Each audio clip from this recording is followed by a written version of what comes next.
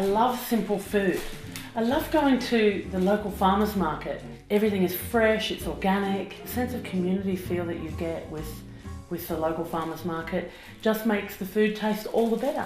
Tonight what I'm going to be serving is this wonderful meal for some good friends of mine who are coming over for dinner in a couple of hours. So let's get to it. I'm going to begin now preparing the starter for tonight's meal. A pea and arame fritter. I've got this fantastic biodynamic brown rice flour, and that's what I'm going to make the batter with today. But before I make the batter, I'm going to soak the arame in water. Arame is a type of seaweed which is very high in minerals, very good for you, and this is a great way to incorporate it into your diet. So we're going to soak it first because it's quite stiff and dry, and then it's going to absorb all the water and hydrate up ready for us in a few moments once I've prepared some of the other ingredients. So first take the arame and some water, roughly a cup, just enough to cover it really, and we're just going to soak that while we begin preparing the rest of the ingredients for this dish. I'll just give it a bit of a swirl with my fingers just to make sure it's all submerged underneath, and then just pop it aside until we're ready. The next thing we're going to do is just chop up some spring onions. So just chop them up. Doesn't really matter how thick they are because they're going to go in a batter. So, obviously you don't want them big and fat and chunky, but they don't need to be perfectly thin, delicate. I can smell that pungent aroma, which is really why I've got them in the dish, is they're just so lovely. And I just throw that little tip in because it's one of those dishes that doesn't really matter. All you're going to see in the batter is the flakes of the green. And now I'm going to grate up some ginger, really nice and fine, and just flavouring the batter with the ginger. Just a bit of a knob, an inch or so of ginger's fine, and just nice and finely shred up some ginger. You want roughly 2 teaspoons of ginger just to flavour this batter. We're going to use roughly a cup of the rice flour, and that's probably about enough. So now we're going to make the batter, so just roughly a cup of flour. I'm going to add some water. It's roughly 1 cup of flour to 1 cup of water, so it's really easy to duplicate if you wanted to make more. And then just whisking together the batter or the flour to make the batter, and then adding a teaspoon of salt. I've got this fabulous pink Himalayan salt, which I just love, 168 trace minerals. One of the things I love about this recipe is it's so simple. Really, you just quickly whip up a batter by adding the salt, the water and the flour, and then you just throw whatever ingredients you want in. Today I've got peas, these fantastically fresh peas from a local. So I'm just going to add those to it. It's really that simple. And then we're just going to add the rest of the ingredients. So in go the spring onions, which we chopped a bit earlier, and then 2 tablespoons of sesame seeds, so just throw them in. They add a fantastic flavour. Once they get fried up, the sesame flavour really goes through this dish. And then the 2 teaspoons of the ginger, and then the arame. So you can see that it's now no longer stiff and coarse, but it's actually quite soft and flexible. I'm going to just quickly strain that off. So just add the arame. It looks fantastic. I love the black against the green peas. It's just a brilliant colour scheme. It just really reminds me of something very Japanese. So just mixing and combining all the ingredients. And something I like to do when I'm making batters, even though the flour's raw, I just like to make sure I've got enough salt in it.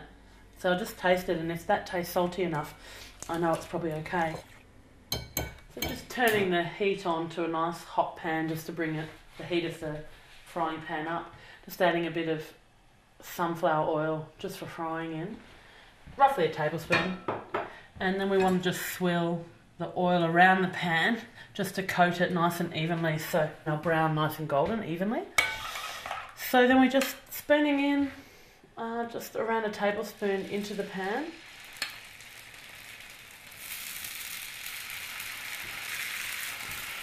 And I think we'll get just 3 in here for now. Plenty of room for flipping.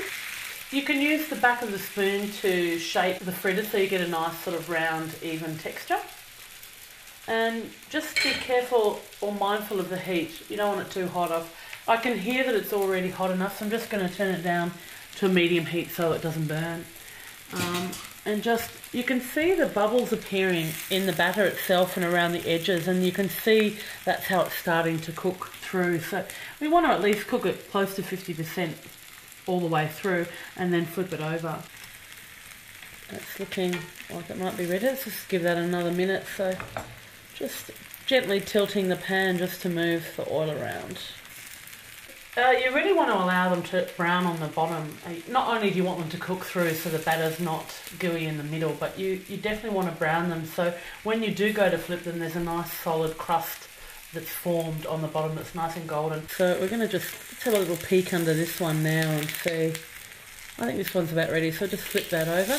Using the back of the spatula, just flattening the fritter down so that you get that nice even base, particularly with the peas poking up. You want to make sure that they're all nice and flat.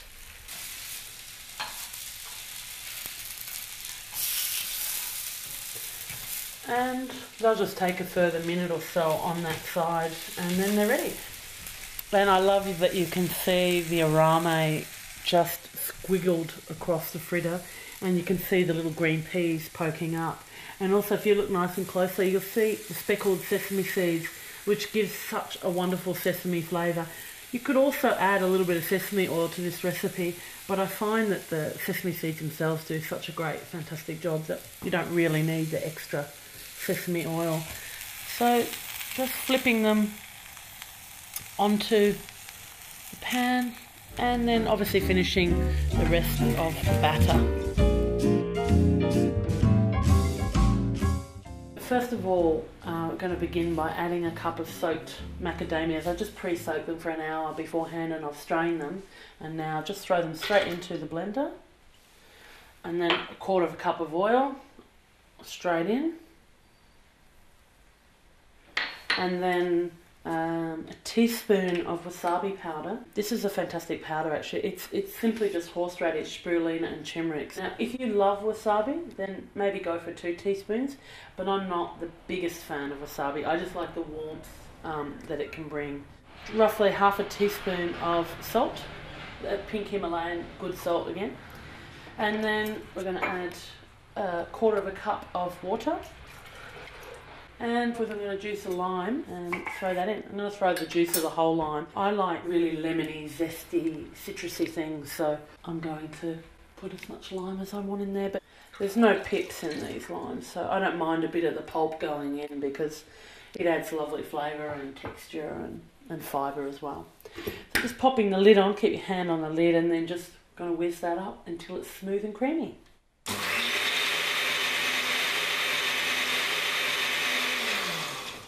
So it's good just to stop midway through the process and just scrape down the sides so there won't be any lumps. Okay, that looks about right, and just a final whiz. And I really have to try it just to make sure it's perfect.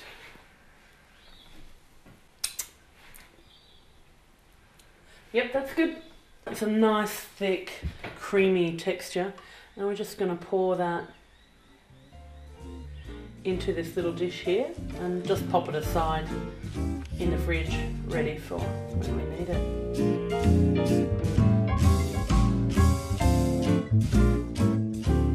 So now we're going to plate up the pea and arame fritters. So I've just got a nice long platter, but of course you can use anything you like. And this is a chance to sort of extend the creativity by presenting it beautifully, because we do eat with our eyes, so we want it to look as nice and attractive as possible. So I've got the wasabi and macadamia mayo here, so just going to place that in the centre of the plate. Place the fritters just around that bowl. And I've got some fresh broccoli sprouts, and they're just going to be a lovely complement. They're really fresh and they just add a nice lightness to this dish. What I really love about these is they've got a little heart shape on the tip of the green, so I just especially think they're gorgeous, and they're a nice light sprout. And the finishing touches, these beautiful little nasturtium flowers that I picked from my garden this morning. So I'm just going to nestle them in. So there's my starter ready for this evening's dinner.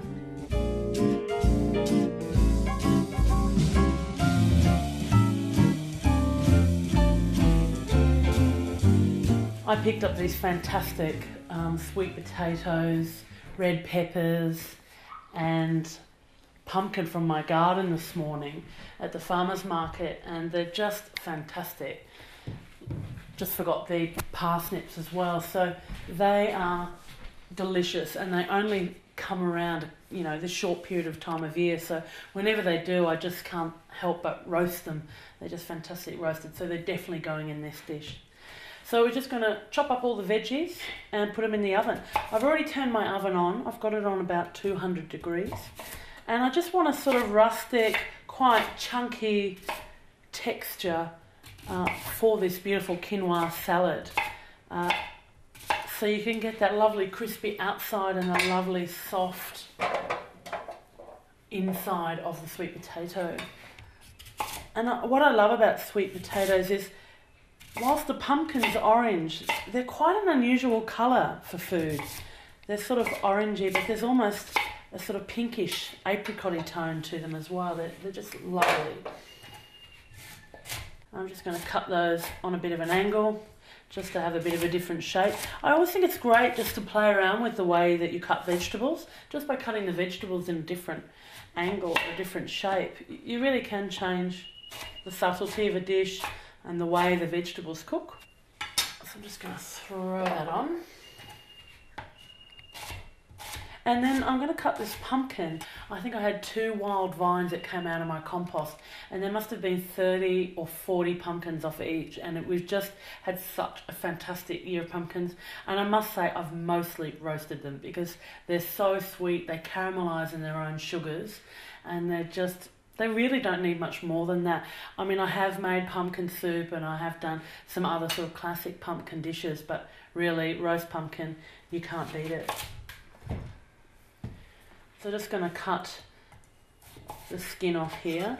This is just the way I do it, but I don't mind cutting a bit of the flesh off so you get that tinged green skin off. And look, sometimes I actually leave the skin on when I'm roasting pumpkin wedges or something, if I'm just having a plate of roast vegetables with a salad or something like that. And again, just random chunky sort of shapes. I think it sort of adds to this fantastic kind of rustic dish style. Quinoa is a South American grain that's been in, more in the West in the last sort of 5 to 10 years. And prior to that, it was, I think it was found in Machu Picchu, sort of Bolivia, Peru, around those areas. And I think that's about right. We've got similar sort of sizes. You don't want to cut anything too small because they're all going on the tray together and you want them to cook around a similar time. So that's looking pretty good. I'm just going to pop the red peppers in the middle of the tray, and I'm going to do something different. Look, I know you can burn the skins off, you can roast them whole and then peel them, but I'm looking for as quick a possible way of preparing them as I can. So I'm just going to cut the top off and take the middle and the seeds out and just try and pull out as much of the thin membrane on the inside as you can. And then simply cut it in half, and then with the skin facing upwards, so that the outside skin can just blister and blacken, and then we can just peel that off without having to worry about the sticky mess and the seeds getting everywhere. And it's just really ready to go because it's been de-seeded, and we will peel the skin off. And I'm going to go for 2 of these. So again, just chopping off the top and pulling out the middle. So I'm going to throw them in as well. So, okay, now we've got all of that cut and ready, and it's a nice big hearty tray. I'm just going to douse it with some olive oil. I like to be quite generous with my olive oil. I think it's really nice for the veggies to coat and to crisp up on the bottom. Some people, don't like oil because it's, it's not healthy or whatever, but look, I think it's okay. It's not something I eat every day, so I don't mind too much. I'm going to crack some fresh pepper over the top as well. Again, I'm going to put some wonderful pink Himalayan fine salt across. I'm just going to get the rosemary, which I picked from my garden this morning. I'm just going to take out, a couple of sprigs and just with your fingers just slide down the rosemary. And again, it's this rustic, toss it over, nothing too precious. You can do it quite quickly and just making sure it's completely covered in this gorgeous rosemary. I just love the smell. It's so uplifting and beautiful. So I think that's it, ready to go in the oven. While I've got the roast vegetables on, I'm just going to cook my quinoa off. So just placing roughly a cup. This will feed 4 people generously. And for every cup of quinoa, you want about 2 cups of water. So it's a 2-to-1 ratio. So then just pop that on high. And when it comes to the boil, we want to boil it for about 5 minutes. Then you can turn it down to a simmer and then just let it gently simmer and keep an eye on it. After it's simmered for about 10 minutes, I'll have a look and check it and then we'll turn it off. One thing about quinoa is that it is such a fantastic grain to eat. It's a complete protein. It's a very digestible protein. It's also very easy to digest in general, and it's a very strengthening. It's full of minerals and vitamins. It really is a superfood. Now for the mint and pistachio pesto. I always like to chop up the mint roughly, and I actually do use some of the stem. I know that could be a chefy no-no, but I find it, as long as it's not tough or woody, I don't mind it. It's all part of the flavour and the texture. Just take off some of those end leaves or hand pick them off. It's probably a bit faster. And just pop that into the blender. And then I'm just going to whiz it on its own with the olive oil. And the reason I do that is because I don't want to crush down my pistachio nuts too small. I love to have that rustic, slightly chunky texture. Not too chunky, but definitely not a puree of pistachios. So I'm going to put roughly half a cup of olive oil.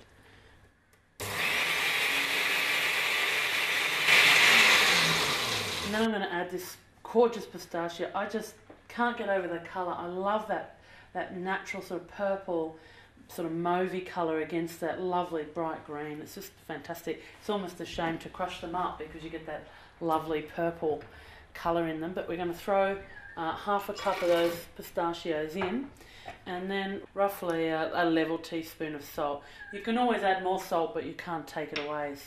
And then I've just got a clove of garlic.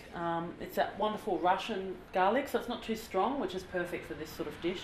And I'm actually just going to use half a clove of garlic because I don't know what Sarah and Alan's taste buds are like.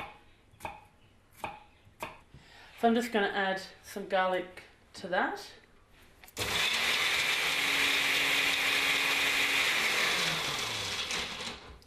I just want to scrape down the sides once again to make sure that we don't have any big chunky bits of pistachio, and just push it down. And I do want a bit of a rustic texture, so I don't mind a few nuts, but I don't want too many whole nuts in the process. So again, just blend them again.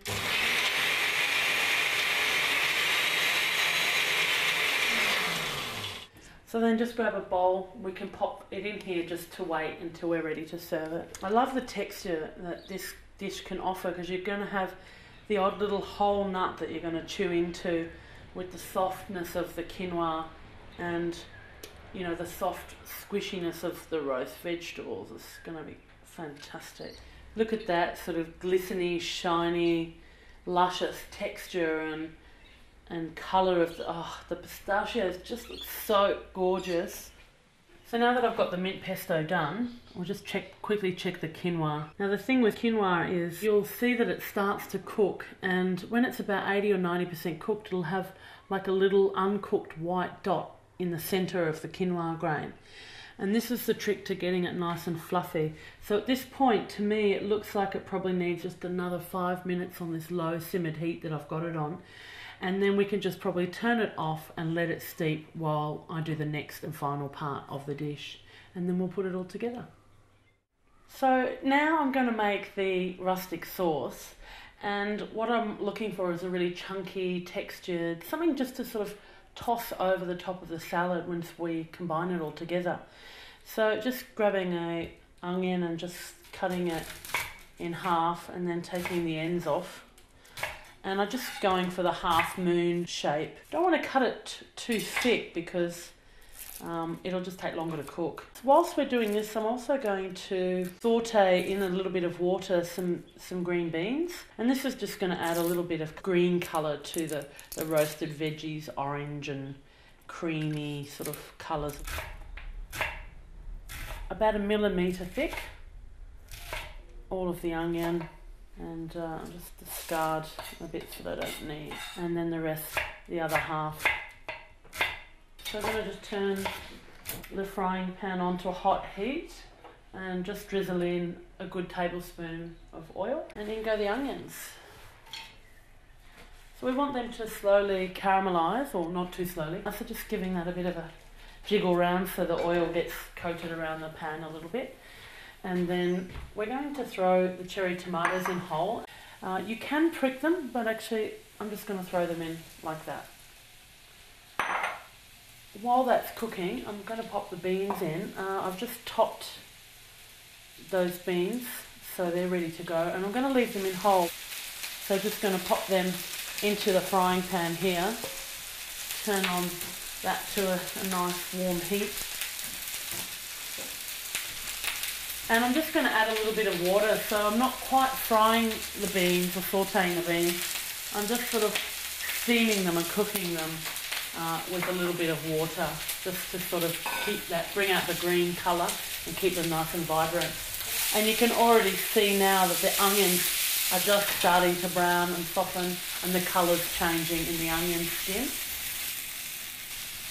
So just to sort of speed up and enhance the caramelised flavour of the sweet onions, just drizzle in some fantastic balsamic vinegar. And look, we've got a symphony of sound here. It's absolutely beautiful. And just give the beans a bit of a toss around. And these are also starting to turn a bright, gorgeous colour.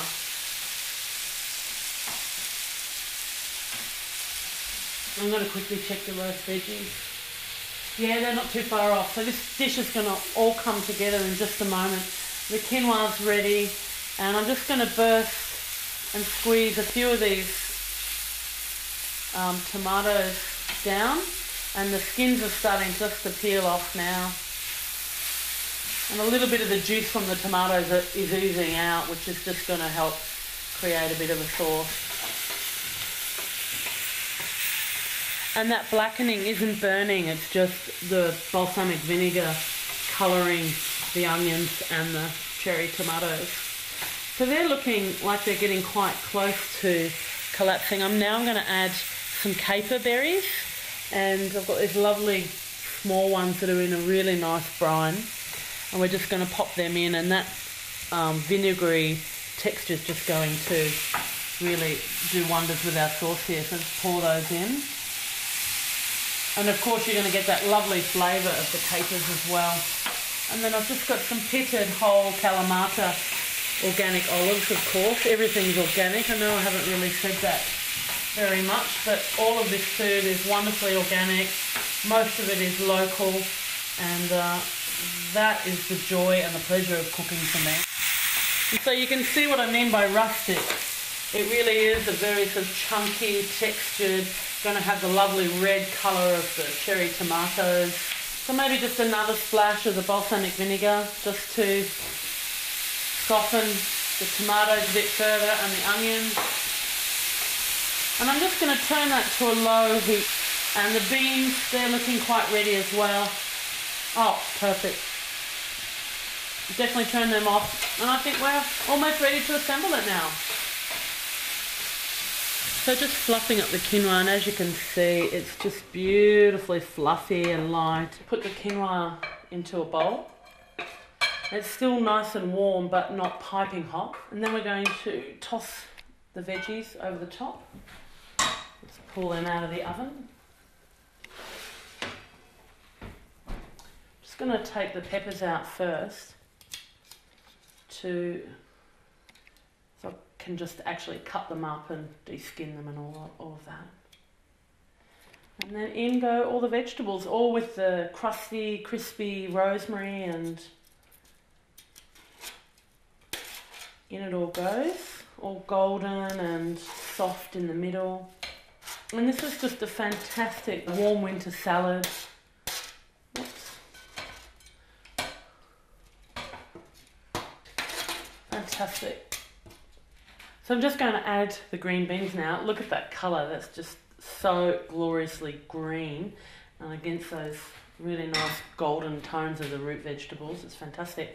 And then now for the final touch, the red peppers. So I've already just de-skinned those, and now I'm just going to cut them up in the bowl, and just again, just really rustic. I just want the odd flash of red here and there, and that will just bring out the reds and the golds. So yeah, it just doesn't have to be perfect, it just has to be delicious.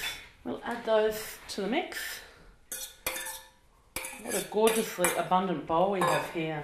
I'm going to just quickly douse a little bit of olive oil just to dress it. Just a tiny splash of the balsamic vinegar as well.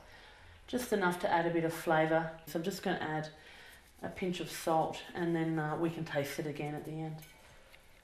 So just lightly tossing that around just to bring the quinoa up. So it's really nice to just get very gently underneath the quinoa and very loosely toss it so that you don't crush the pumpkin and the sweet potato too much. I mean, it's great to have a little bit of it smashed up. But look, there's our very fabulous golden salad. So now all I need to do is plate that up. We've got the sauce ready, and I've got the pesto here ready.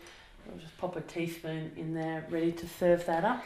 So again, it's the whole theme of this dinner, if I haven't said it enough, is it is a bit rustic. So it's okay just to let the vegetables fall wherever they want to.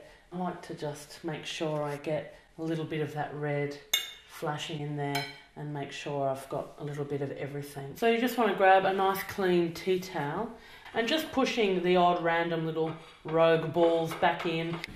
And then just to finish it all off, we're going to add this wonderful rustic sauce, and it's going to add some beautiful textures and flavours as well. It is a nice chunky sauce. So just going to drizzle a bit of the onion to the centre of the plate there. So this is the mint and pistachio pesto that I made earlier. So again, I love to pile a nice big blob on the top, and then just random blobs around the plate, and then each one can be swept into a mouthful of quinoa. So it's nice to be generous with it. And if that isn't already enough, we're just going to add just some nice fresh greenery, and I've got a little bit of black elk and rocket that I've got from my garden this morning, and look, that's just so beautifully fresh. It doesn't need too much, it is quite a busy dish.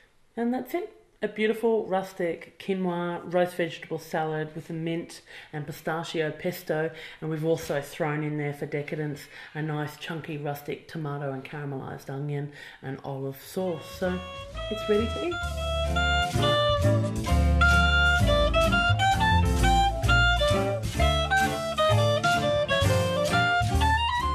I often begin a three-course meal with my dessert. I don't know what it is about it, but sometimes it's just fantastic to have it all prepared. So when you're doing your entree and then your main course, the dessert's just there and done. And particularly with the dessert that I'm going to prepare today, I'm doing a strawberry and custard apple chia pudding. Chia seeds take a while to swell. They can take somewhere between 30 minutes to an hour to actually fully swell up. Just roughly take around a cup. And this will feed, 8 people, 6 to 8 people or so.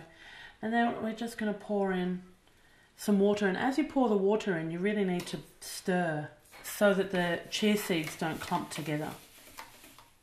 So just mix it around, and you may need to add a bit more water. And you can see they're beginning to sort of clump together. So I'm going to add a little bit more water, because they're very thirsty. You watch, they're going to double in size. And now you can see the seeds are actually beginning to be coated.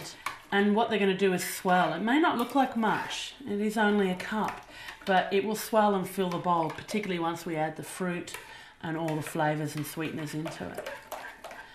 So just adding in a little bit more water until I'm ready to actually prepare the dessert and add the fruit, and we'll then get on with the entree. So as you can see, the chia seeds here have soaked beautifully. They're quite still thick and ploppy, but I've got to add a fair bit of liquid yet. I can always add a bit of water if I need it to thin it out a little bit, but it's best to wait till the end, because by the time I add the lime juice and the maple syrup and the coconut milk, it may actually be liquidy and runny enough. So first of all, I'm going to add the maple syrup, and I've got roughly half a cup, but do it to your own sweet taste. You know, again, you can always add more if you need to. These are dried organic cranberries. What they add is this beautiful chewy texture. I always add something chewy to all my chia puddings. It's just, I guess it's part of what I like to do. I've got some coconut milk here. I'm just going to add it slowly because it's so white and strong that I may not need as much as I think. To make this dish 100% raw, you just get a fresh whole coconut, you know, one of the Thailand ones that you can pick up from the supermarkets or some sort of health food shop fruiterers, and you just cut them in half and you scoop out that soft fleshy bit, and you add roughly 1 cup of flesh to 1 cup of water and just blend it in your blender. Or you can use the coconut milk, of course, the natural milk that's in the coconut, and blend them up together and you get a raw coconut cream. I'm just going to pour in half to begin with and then just see how much I actually need. So just mixing everything around together. So I've got the maple syrup, the cranberries, some of my liquids. So you can see already just even that coconut milk has sort of loosened up the texture of the chia seeds. So now I'm just going to juice up a lime just to add a little bit of a tanginess, just again to contrast that beautiful maple syrup sweetness. And one thing I forgot to mention about maple syrups was that I love maple syrup because it's full of minerals and nutrients, and that's why I tend to use it in a lot of things, and it works really well with chia. So one thing about this dish is the chia seeds are so good for you. They're high in protein, they're really high in omega-3s, and they're extremely hydrating. So it's a perfect dish for the summer or for people who are really active, because it really helps the body retain the water. I mean, you've seen how much they've retained the liquid that we've added from the beginning. 2 cups or so of liquid, and we're adding more now liquid. So it really is a fantastic hydrating food as well. So I love desserts that are good for you, because then you don't feel so guilty. And now for the fruit. Look at that for colour. I know for a fact that the farmer I spoke to picked these strawberries this morning. They're the first full 2 punnets off his bunch, and he's given them to me to use for today's recipe. I can tell already these are going to be absolutely gorgeous. So let's chop them up.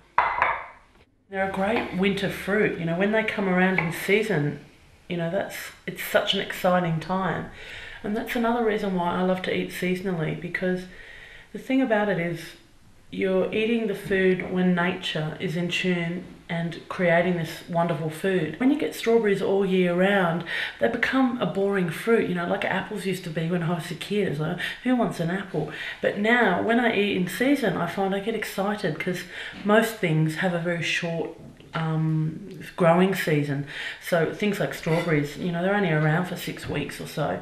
Going to the farmer's market and asking them, what's the best custard apple that you've got? You know, is this ready to eat now? They know their produce. They know what they're growing and how to cut it and how to use it. It's always great to get tips, and also find out what they're cooking with it. That's also something that really excites me about getting to know the farmers, because I say, well, what do you do with it? In fact, the grower that bought this off me, I just remember Jane, she said to me, she just had pulled out a tray of custard apple muffins. Now, I'd never thought to bake with them. I said to her, I've always only ever cooked them or prepared them fresh in fruit salads.